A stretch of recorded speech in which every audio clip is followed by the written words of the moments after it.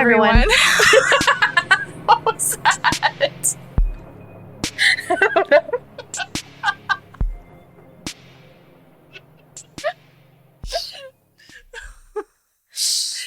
kind of want to leave that in there, like, as our intro. We can. Okay. Welcome to another episode of the Radium Girls. I'm Sarah. And I'm Valerie. And today, we're going to be talking about the unicorn murderer. Unicorn. Mm-hmm. It has nothing to do with fancy fairy tales about unicorns. But we will tell you how he got named the unicorn murderer. I'm interested. It's really not that great. Oh. It has really nothing to do with the murders or anything like that. But the story is quite interesting to me, at least. So I hope you guys find it very interesting. You've never heard of this one, right? Mm-mm. So this will be pure raw reaction from Valerie. As it usually is. Yeah. And we're gonna start you out light for October.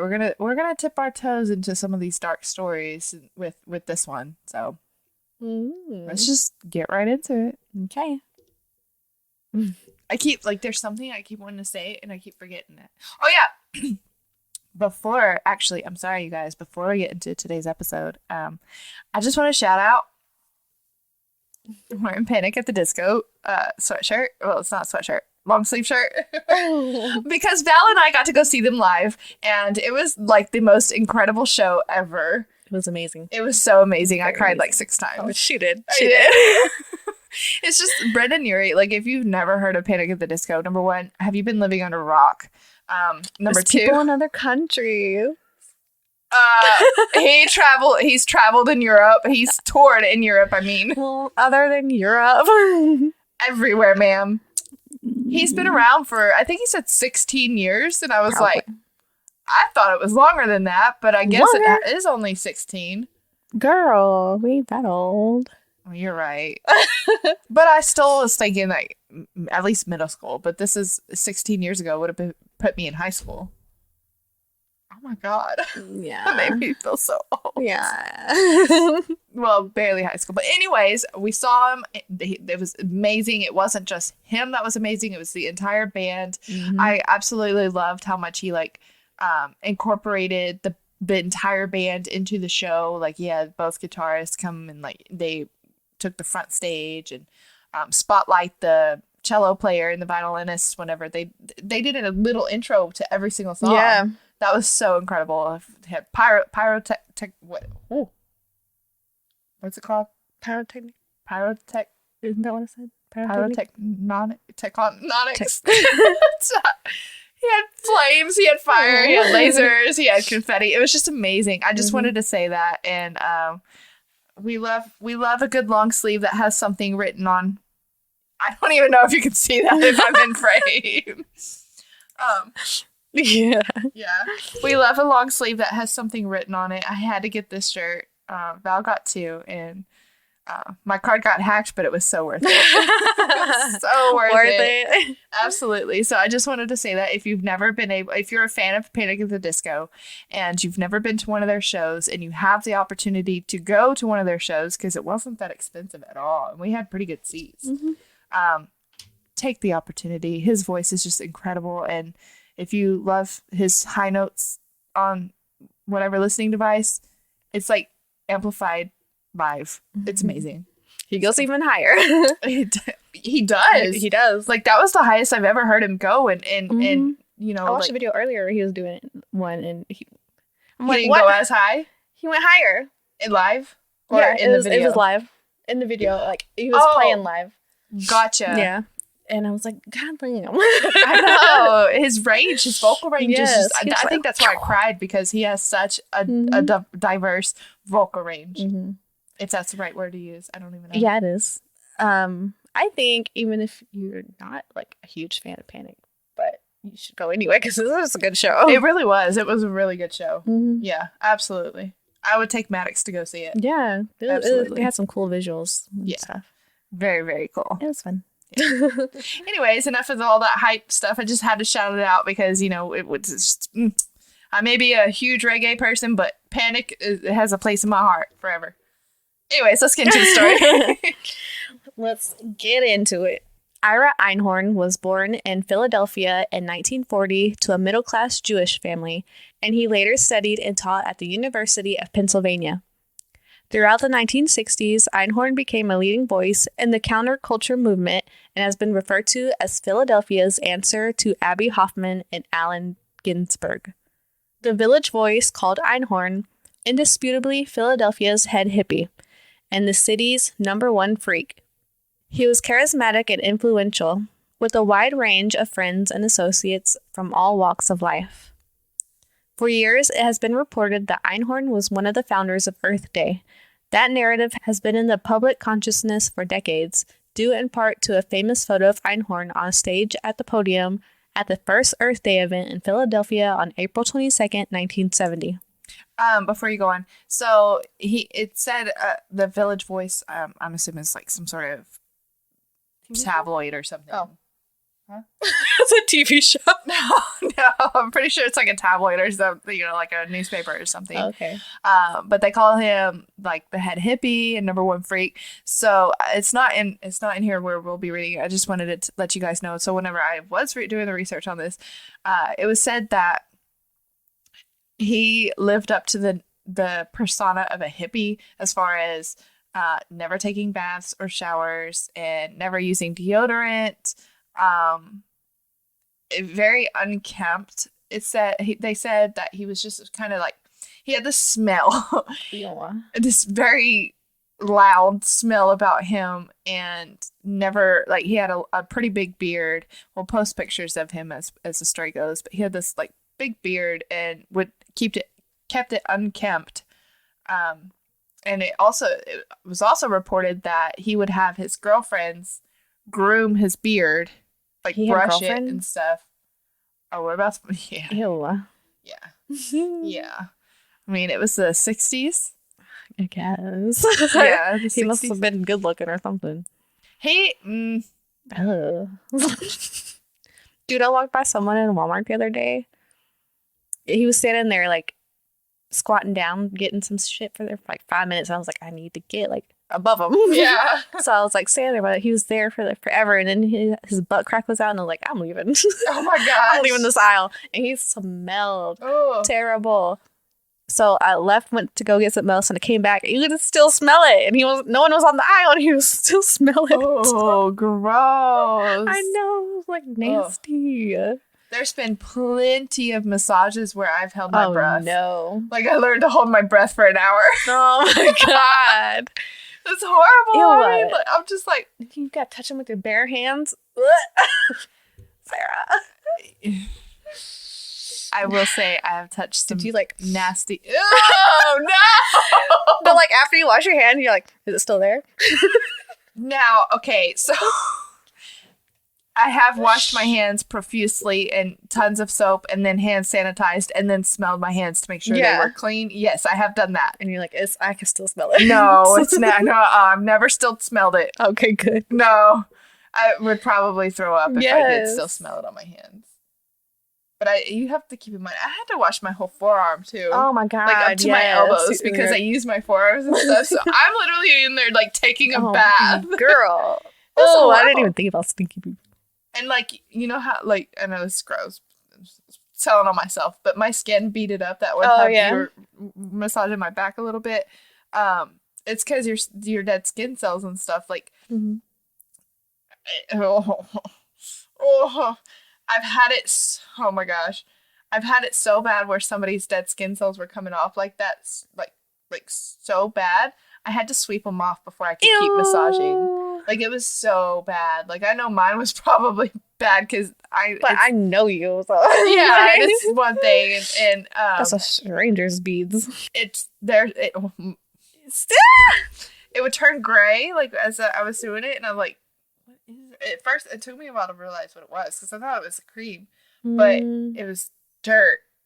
Like, they were dirty. Ew. Like, their skin was dirty. Can you go take a shower and like scrub your back? They hadn't scrubbed their back or anything. And like, for me, I think it's because I have KP and stuff, like my skin cell, I have problems shedding, so like whatever. So I think that's probably what's going on with mine because it's never done that before. It wasn't gross when it happened on you.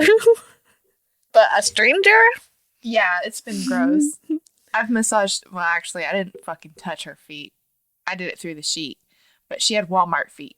What the fuck is a Walmart feet? You don't know what Walmart feet is? No. Or is. It's when their feet are black. Imagine walking into Walmart barefoot. Hell and no. how much dirt and grime and grossness. Walmart feet. I'm sure your feet would be black coming out, right?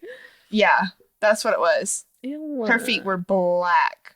And I looked at her shoes because at that point I'm like, do you put socks on these feet? Like, gross. Yeah. She was wearing flip-flops. I'm like, you must always wear flip-flops and never, like, how does someone's foot get black? Right? It's disgusting. Was the sheet black when you massaged it? No, it didn't come off. Transfer. It's just caked on there. That's where I was like, she's like doesn't wash her feet at all. Like, I know she had to take showers because she didn't smell or anything, and her feet didn't smell. Were her flip-flops black? Like, maybe it leaked? Oh, no, it was dirt. It was straight up dirt because there was, like, sand and stuff, like, on it. Like, yes, it was like she was walking barefoot and put her flip-flops on and then came to the spa. It was bad. I'm like, girl. I've never seen someone's feet like that before in my life. I could never do massages on people. We could have a story time on the shit I've seen doing massage therapy for 10 plus years. Like, if that's something you guys want to hear about, because I have stories about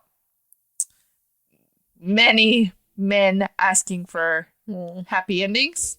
I can see that. I would leave names out, of course. You know, I'd respect everybody's HIPAA.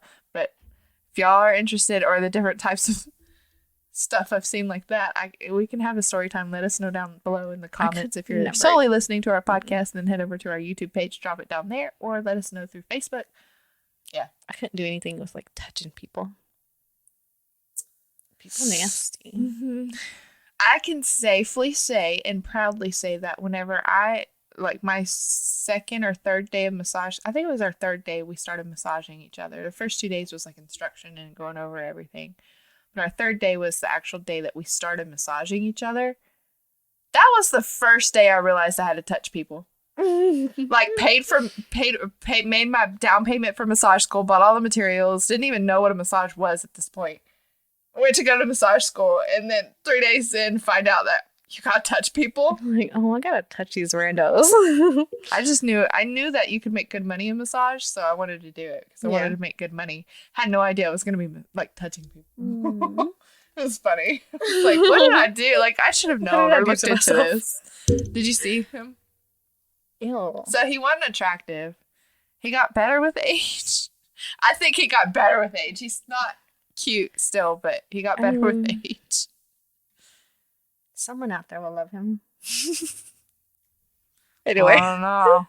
Anyway, sorry about that side note. I just want to let you guys know how big of a hippie this guy was. Yeah, and people are into that. That's true. So, in reality, Einhorn was asked to leave committee meetings leading up to the initial Earth Day because of his disruptive behavior, and he didn't contribute to the organization of the event in any way. Because of his status in the local environmental community, he was allowed to take the stage, which turned into a 30-minute episode in which Einhorn refused to give up the microphone or vacate the stage. Two of the original leaders of Earth Day in Philadelphia later wrote, "Much to our dismay, we now find that Einhorn has been taking credit for initiating or organizing Earth Day. He is not telling the truth. Einhorn, given a small role on the stage at Earth Day, grabbed the microphone and refused to give up the podium for 30 minutes, thinking he would get some free television publicity. We just waited until he had completed his act and then got on to the serious business at hand, the keynote speech of U.S. Senator Edmund Muskie, author of the landmark Clean Air Act of 1970. Einhorn is a fraud." But there was a darker side to Ira Einhorn. He was a womanizer whose domineering personality would sometimes erupt into violence. On at least 2 occasions prior to 1977, the hippie guru attacked women who rejected him. In one case, he strangled a woman until she was unconscious. In another, he hit a woman over the head with a bottle. In his journal, Einhorn wrote, "Violence always marks the end of a relationship." I would say so. Yeah. Einhorn had sadistic tendencies. Writing in 1962, I contemplate with the joy of pain of others. According to one of the women he dated, not only was he violent towards his girlfriends, but Einhorn also enjoyed tormenting small animals. Rude. Yeah. But what do they say about like serial killers and stuff? Start off with the animals, usually. Yep. Einhorn's former girlfriend said he liked to take cats into the shower simply to listen to them scream, indicating he got a perverse pleasure from the pain and suffering of other living beings. Psycho. Bless you. Oh, that was so cute. Meanwhile, mine's like, Acha! Super loud.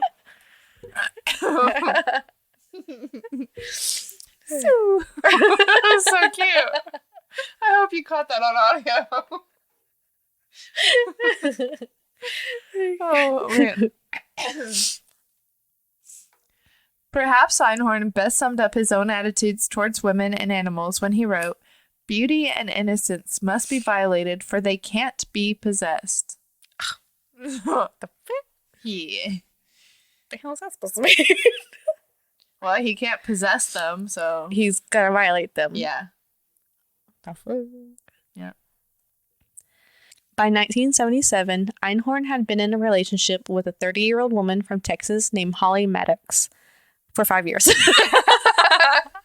Shout out to my son's name. Aww. Spelled a little differently. Yeah, haven't seen anything spelled like that. Yeah, I have. Yeah? Mm-hmm. It's usually in a last name. Haven't seen it like that in the last name. Anyway. By all accounts, Einhorn dominated Maddox, and eventually the young woman had enough. Maddox worked up the courage to leave Einhorn, who was furious about her decision. Or maybe you shouldn't be, like, hitting on women. Or dominating them. In September 1977, Einhorn lured Maddox back to his Philadelphia apartment by threatening to throw all of her belongings into the street if she did not come to retrieve them. Maddox returned to the apartment. The two were seen at a movie the following night, and then Maddox vanished. Oh no. Oh no. Oh no. Mm-mm. Einhorn denied any involvement in Maddox's disappearance, telling anyone who asked that the woman had gone to a nearby food co-op and never returned. The Maddox family hired a private investigator to look into the matter. Over the next few months, Einhorn's downstairs neighbor complained of terrible smells and dark liquid leaking into their apartment. Ew. Neighbors also remembered hearing screams and thumps around the time of Holly's disappearance. But why didn't y'all say nothing? What? Hearing screams and thumps. Oh! And now you got gotcha. smells and dark liquids. They did. See some, hear nothing. See something, hear nothing. What's the saying? They did. See something, say something. Is that what it is? If you see something, say something. Yeah, see something, hear nothing. See something, hear nothing. I'm so close. No, ma'am. I'm so close. They complained. To who? Probably to the apartment. When did you see that? You just read it. Did I? The downstairs neighbor. That was they complained of terrible. That she's already dead there. What? Oh, you mean of the screams? Yeah, the screams. Oh. And thumps. I mean, it could have been like, those apartments that we both looked at for a little bit, and a scream is not unnatural to hear. It's natural.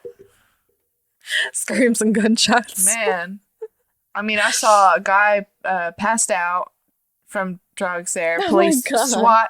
SWAT came and were shining lights. It was like 5 o'clock in the morning. I was out on the front porch about to leave to go work out because I worked out back then. And SWAT was patrolling and spotlighting into apartments. Always cops there. Saw a girl take this other girl's head and bash it into the back of a car. Yeah, my neighbor across all her tires were slashed. Yeah. I was like, what? And then she had like soap poured all over her car. It was weird. That is weird. And then I looked out the window one time. There's like 7 dudes sitting in my car. I'm like, what's happening? What's happening? Yeah. I had police parked beside my car so many times and police blocking my car in, fire truck. It was a bad apartment. So it could be like that where, you know, it wasn't uncommon to hear screams. I mean, you're right. He was a hippie, so he probably living somewhere. Had a dungeon too, though. You know, he could have had a dungeon. Yeah. Yeah. Anyways. So, Einhorn, in the meantime, enjoyed a fellowship for a semester at Harvard's Kennedy School of Government. What's a fellowship? It's like, I think it's like a short period of time. Short term, like a period of time, like a little bit. Oh. I've heard it, like, you hear it mostly with church stuff. Yeah, I was like, that's the only fellowship word I know. Like the gathering stuff, but kind of like a sabbatical. You know, a sabbatical is like a longer period of time where priests and preachers, whatever, go on a sabbatical. But a fellowship is like it's usually like a shorter period of time. Okay. Finally, armed with a search warrant based on the evidence provided by the investigator the Maddox family had hired, the police searched Einhorn's apartment on March 29th, shot. Oh, yeah, shot. 1979, and found Holly's partially mummified body in the trunk in the bedroom closet. Yep. Mummified. Partially mummified. Partially mummified? Yep. How are you partially mummified? I'm about to tell you. Oh, goodness. Oh, goodness. So Holly's skull had been fractured in at least 6 places, indicating that Einhorn had most likely bludgeoned her to death with a blunt object. After 18 months, her decomposed corpse weighed only 37 pounds. 18 months? But Yeah. it took this long? And she was in the closet? Mm-hmm. Dang. Mm-hmm. 37 pounds. Yep. The trunk had been packed with styrofoam, air fresheners, and newspapers. That helps. So that's the partially mummified What is? part. Like, he... Oh, like she wasn't mummified. That I mean, she was in a... it helped mummify it by absorbing... I guess I would think that, like, the styrofoam and the newspapers, like, absorbed some of the liquid and... Oh, no, it all went down to the neighbor's house. That's true. I don't know. No. I thought I read... Maybe only the top half is like mummified. I thought I read that he stuffed her with styrofoam, like stuffed in her inside. Ew. But maybe I misread. I could have been misread. Misread. I could have misread. But I don't know. I guess something about the styrofoam inside of a trunk preserves the body somehow. I don't have a clue. Or after you've been decomposing for 18 months, it starts to mummify. Yeah. I have no idea, man. Because it's closed off, no air. I don't know. Yeah. True. That's true. Because oxygen does. If a corpse is in oxygen, it will decompose quicker. That's why usually, like, whenever you bury a body, if it's not been embalmed, and if they have to excavate? If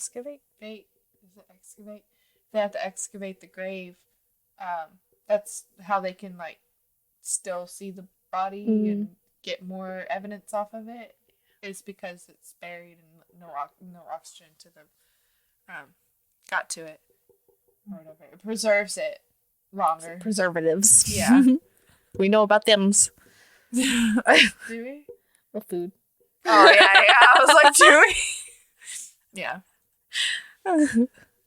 Yeah. Anyways. It was later revealed that after Holly's disappearance, Einhorn asked 2 teenage girls he had been seeing to help him dump a trunk into the Schuylkill River. Schuylkill River. I don't know. But the girls flatly refused. Yeah. Mm-hmm. First of all, that trunk probably stinks, and it's probably like half the bottom's probably falling out.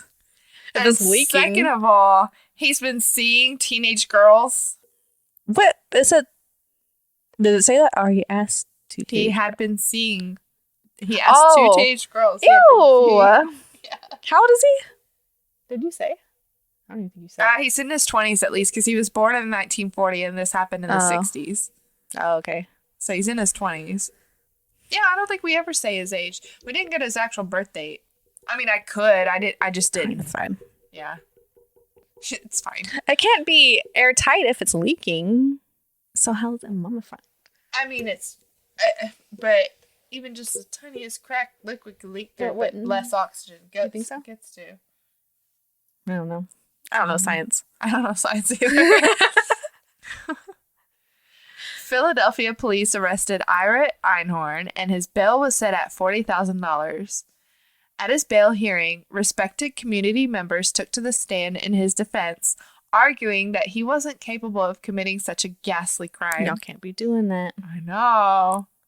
A wealthy socialite from Montreal paid Einhorn's bail, and a trial date was set for the spring of 1981. This was 1980s, not 1960s. My bad. Where did I get 1960s from? Oh, I don't know why I said 60s. That's when he was like in the whole The thing Earth Day, like leading up to the Earth Day thing. Oh, okay. I don't. But anyway, like This happened in 1977. these people are like, no, you didn't do it. They Well, got evidence. Well, I mean, yeah. But like this always happens to people like they didn't do it. Yes, they did. I don't care if you thought they were a good person. Just wait to hear what his defense is going to be. Oh, Jesus. Yeah. Let's continue. Because I can, like, you say that now, but keep in mind, he was very well known in that whole, like, hippie community and stuff like that. And he was very outspoken and very, like, I don't know, a friendly type of person. They all are. Just very well known to be, like, a certain type of way, I guess you could say. So was Ted Bundy. I mean, but that was my point. Was like all these people that are like they were so nice and like that always happens. It does, yes, yeah. Like no, they killed that person. You're wrong. Yeah, but it gets crazier. Okay. So in January of 1981, Einhorn, fearing that his freedom was at stake, fled to Ireland and assumed a false name. Sounds pretty guilty to me. Right. So while in Europe, he lived in several countries under an alias and married a Swedish heiress, Annika Floden. Sure. There was a sighting of the fugitive in 1986, but for all intents and purposes, Ira had disappeared somewhere in Europe. For 5 years. Yeah. It's longer than 5 years. Oh, just wait. So far, 5 years. So far, 5 years.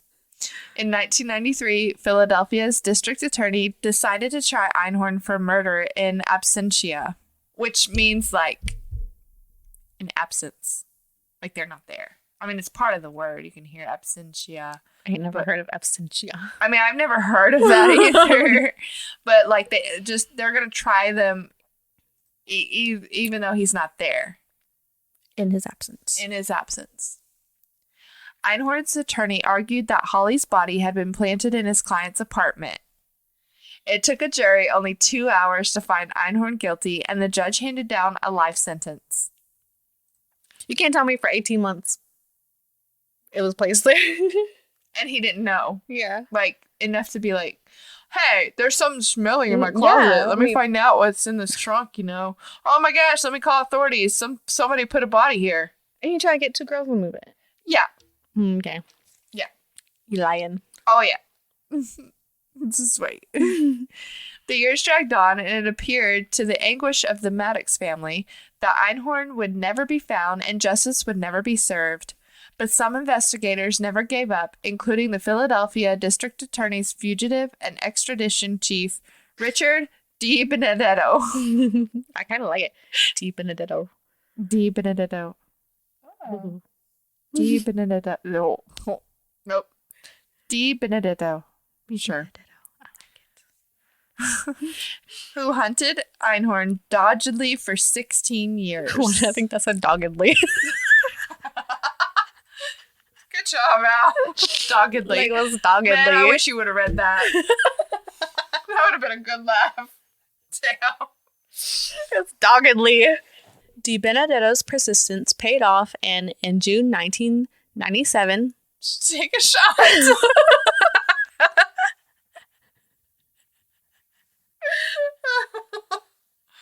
Oh, that's great.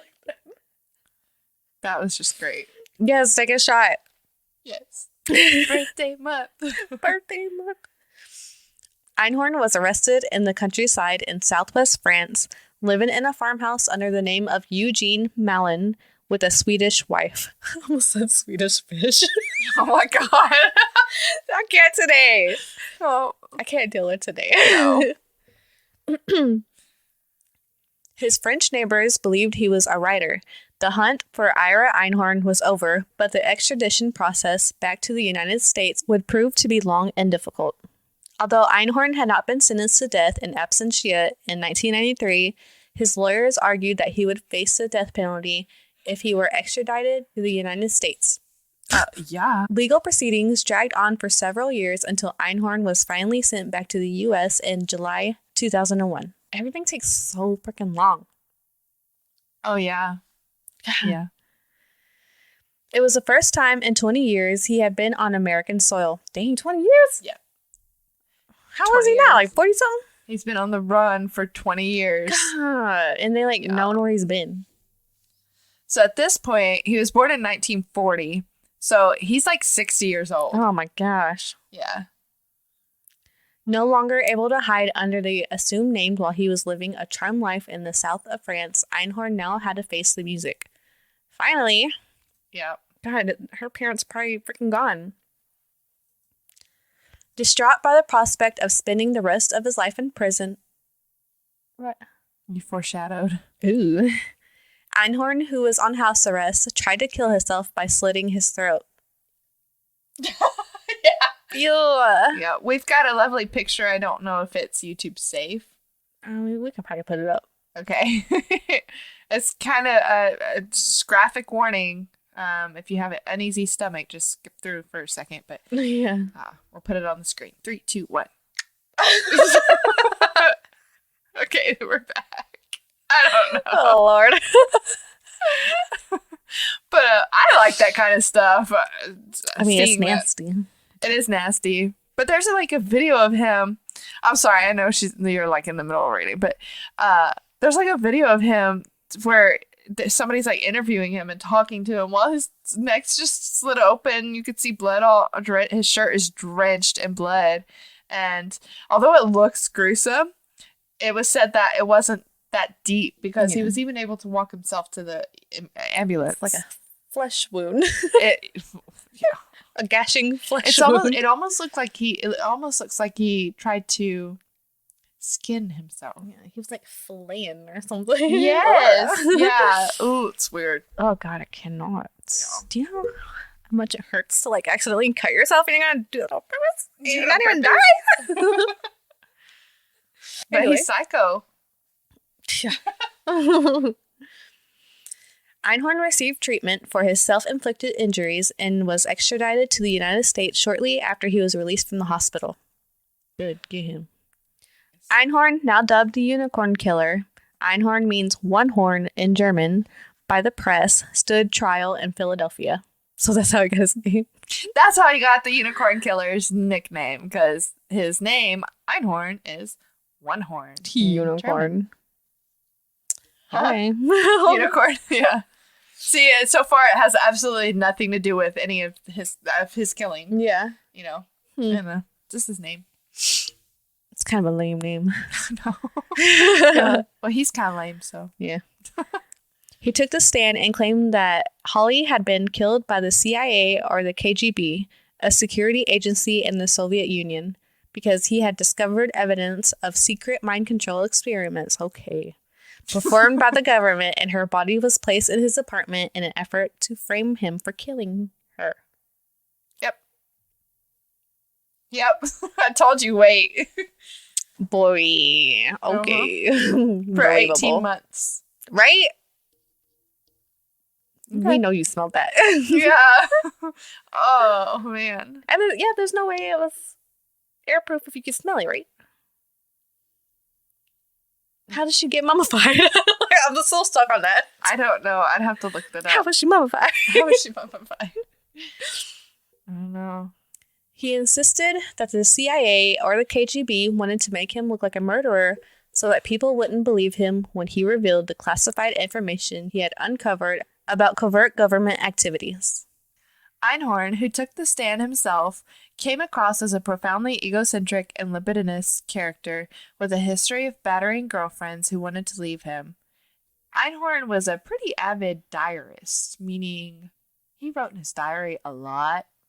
So he was led during the cross-examination by Philadelphia Assistant District Attorney Joel Rosen to read from extensive portions of those diaries.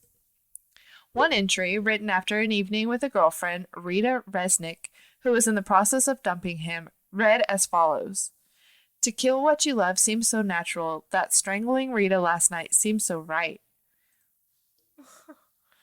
Resnick had testified about the strangling incident which occurred in 1965, earlier in the trial.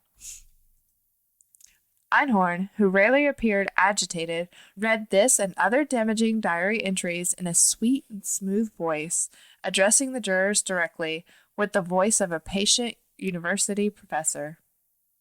He tried to explain the brutal statements away as metaphorical or literary musings, conceding that he had problems with uncontrolled violence in his relationships with women during the 1960s. Einhorn claimed that he had gone to the Proto-New Age Esalen Institute in California for treatment and that by the time he was with Holly, he had been cured. That claim was undermined, however, by a number of witnesses who testified to having seen her covered with bruises. Cured my ass. Mm-hmm. Throughout the trial, the prosecution assembled an enormous body of circumstantial evidence against Einhorn. There was the rotted and mummified corpse found inside the steamer trunk in a locked closet in his apartment. Hold up. How you rotted and mummified? It said partially mummified. I don't understand. You don't have to look it up right now. Like the top half. That's what I'm thinking. Like the top half, because if she was sitting up, like it drained to the bottom, so the bottom probably rot, and the top half was dry. That's why I was saying like the styrofoam and the newspapers and stuff probably absorbed most of the moisture coming out of her body and left the rest of it dry. Because I knew like the process of mummification is the drying of. So like the newspapers soaked up the top stuff while the rest seeped through the bottom, or it just pulled because like I've seen a lot. Yeah, I guess I watch a lot of stuff. It pulls to the bottom, or however she is, whatever part of her happened to be whatever's on the ground mummified. Yeah, that part ends up getting dried out, and the bottom half starts rotting because it has moisture still. Makes sense. Yeah. Is there a photo? There was a report of a fight in Einhorn's apartment around the time Holly went missing, which included a terrified scream and a series of loud bangs on the floor. Then, too, there was a testimony of a stinking reddish-brown fluid that for weeks was dripping through the ceiling into a downstairs apartment closet directly below the one where Einhorn kept the steamer chest. Blech. And there was a testimony that Einhorn had put multiple locks on the closet and passionately denied requests by the landlord for access to that closet. Yeah, I guess I would too if I had a dead body in there.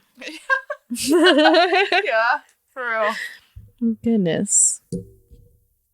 He could have been caught way sooner. Yeah, he really could. Yeah. After 2 hours of deliberation, the jury convicted Einhorn on October 17th, 2002, concluding the month-long trial. The following day, he was sentenced to a mandatory life term without the possibility of parole. The presiding judge called Einhorn an intellectual dilettante who preyed on the uninitiated, uninformed, unsuspecting, and inexperienced. On April 3rd, 2020, Einhorn died in the Pennsylvania SCI Laurel Highlands. His death was reported to be of natural causes. So, hold on. He got caught when did he get caught? 2001. And so 2002 is whenever he finally got convicted. So 18 years he was in prison. Yeah, before he died. And he was on the run for 20. Should have got the death penalty, like, immediately. He did. Well, yeah. Well, I mean, he got life in prison, so. Yeah. But, I mean, he don't need to live out his life in prison. No. I mean, he did. I mean, but he needed to get got. Yeah. Fast.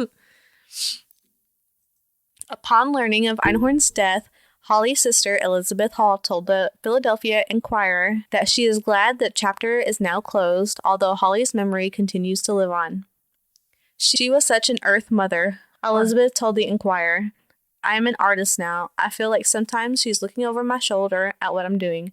She is very much alive in my consciousness. A former high school classmate described Holly as a gifted dancer and artist and a sensitive, caring person, according to a post on an online memorial for alumni of her high school. Alumni. Alumni. Say alumni. Yeah, you did.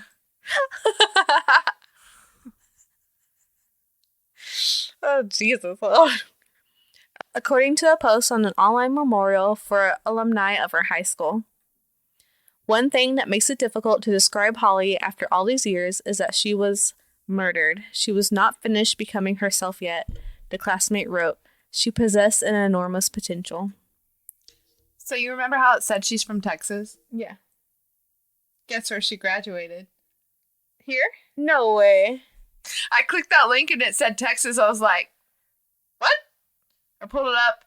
That looks like her. And this is the link that they linked. Where did she get murdered at? Did it say? Philadelphia, Pennsylvania. It says at the beginning. Okay. That I do remember singing West Philadelphia. That she was from Texas. Oh, okay. Okay. Wow. Woman from Texas. So I guess she went there to be in school. But what? That's crazy. Yeah. And like somebody posted in 2010. Einhorn wasn't captured by police until 1997, several years after both of his victims' parents died, allowing Holly's mother and father to go to their graves without seeing their daughter's killer apprehended by law enforcement. Damn. Holly's father, who suffered with rheumatoid arthritis, on top of the tragic death of his daughter, took his own life in 1988. Aww. I know. That broke my heart. In 1990, Holly's mother passed away from emphysema, which had allegedly worsened due to the grief caused by her daughter's murder. With both of Holly's parents gone, her 3 sisters and 1 brother campaigned to get Einhorn extradited from France to stand trial for murder in the U.S. In the intervening time since he was charged for murder in the Abshire, the Pennsylvania legislature passed the so-called Einhorn Law, allowing those convicted in absentia to request another trial. That's our story. And she was so pretty. Aww. Gosh, she was so pretty. I mean, that doesn't change how sad it is or anything like that, but it's just... She kind of looks familiar. Yeah, she does kind of have a familiar face. Yeah, that's the story. I mean, I'm glad that her brothers and sisters are still there to, try to get him. Yeah. We're trying to get him. We're trying to. Fight for her. In her memory. Mm-hmm. But, hold on. This law allowing those convicted to request another trial. I don't know that I like that they named a law after him. No. Not to request another trial. I mean, because he was in absentia, and they sentenced him to death, life in prison. Yeah. Done. He ran from the law. He, fled. Mm-hmm. So why would you want him to go for another, request another trial? What? I'm talking about the law name. I know, but What are you telling me? What are you trying to tell me? Let me see if I can break this down. Yes. So they named this law after him because they convicted him in absentia. Mm-hmm. Okay. And so they named it after him so that whenever he came back and was actually there, since he was originally convicted when he was gone, they created this law so that whenever he's there, he can request another trial. That way he can defend himself. Probably gotta name it after him. This is my point. I agree. I don't like that they oh, okay. I don't like it. I don't like that they named it after him, but I just don't like the law itself either. It's like, yeah. I mean, well, I could. However, what if they really were innocent? Like, let's say somebody was wrongly convicted, had no idea they couldn't flee the country, fled the country, truly are innocent, and they get sentenced to life in prison. And if this law wasn't in place, then they wouldn't be able to ask for another trial to defend themselves, and then possibly get. But like, I don't know. Why name it after him? No, because I was going on your point now, but okay. What you're talking about. But like, I don't know. Didn't he like defend himself anyway? I can't stop shaking, man. Well, he defended himself after the second trial. But like, doesn't that ever never work? Or was he there at first? No, he went there first. Because he was absentio. Yeah. But like, don't people that defend themselves, like, it never works anyway? Not necessarily. Name one. I'd have to look it up, but you know. But that, and like, didn't they have all this evidence anyway? Why does he need a law? He don't need no law. Don't name a law after him. That's where my problem is, naming it after him. Like, yeah, because unicorn law. I get the point. It's rare. Of the law. But why wouldn't they name it like Holly's Law or something? Yeah, I was thinking like they usually name stuff after the victim. But that really doesn't have anything to do with her. Yeah, but should name it Unicorn Law because it's rare. Yeah. It's probably a rare thing. Unicorns rare. Yeah. Are they rare? Don't they say that? Unicorns are rare? Isn't that a saying? I guess so, yeah. Yeah, they're as rare as a unicorn because they don't exist. Yeah. Just like this law. Just like this law. I was going to say that. How funny. I wanted to read y'all just like a quick little snippet about Holly, written by, I guess, one of her classmates on this tribute. So just to tell you a little bit about her, because we typically talk about the murderer. You know, we don't really talk about the victim a whole lot. Sometimes we do, but this is saying that Holly was smart, talented, and beautiful. She had the kind of beauty that caused people to notice her in a room full of pretty young girls. She was a gifted dancer and an artist who could create lovely prose and wonderful whimsical drawings. She was a sensitive, caring person who went out of her way to extend kindness to others. Even in high school, she already possessed an unusual sense of self. And then they go on to say, Holly and I met in the summer of '63 before their junior year in high school. We were in our church parking lot after the services one Sunday, and she commented on my red shoes. Then we found ourselves in many of the same classes when we were both an unexpectedly elected cheerleader. It was a shared thrill that seemed to fuse our friendship. And then the last little bit that I'll say, because they go on. A quick glance through our senior yearbook reminds us that Holly was also named junior class favorite, basketball princess, senior ideal girl, and voted most likely to succeed. She was a National Honor Society member her junior and senior years and co-salutatorian of our graduating class. So she was probably like really smart, obviously, and very talented and gifted, had a bright future, very aware. Like she said, an unusual sense of self. So it seems like she would have gone on to do really great things. So sad she had to meet someone like him. Yeah, very, very sad. Mm-hmm.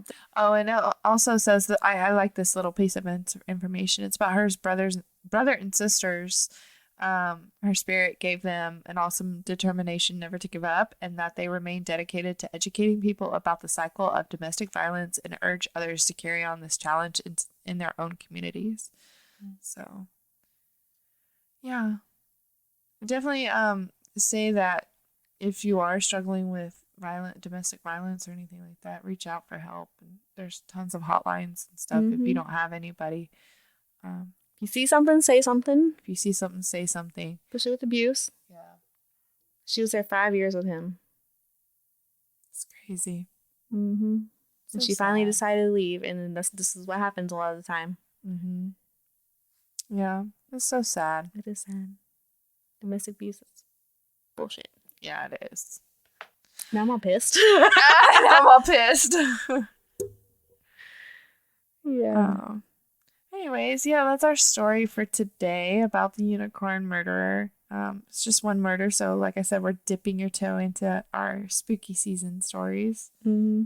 And yeah, for those of you who do know where we are, and if you don't know where we are, we're in Texas at least, but she was from our town that we live in right now.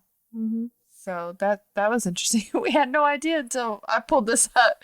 I went to go look at the alumni thing that it said that they wrote on for her. It said this town, and I'm like, what? So I had no idea that this whole time.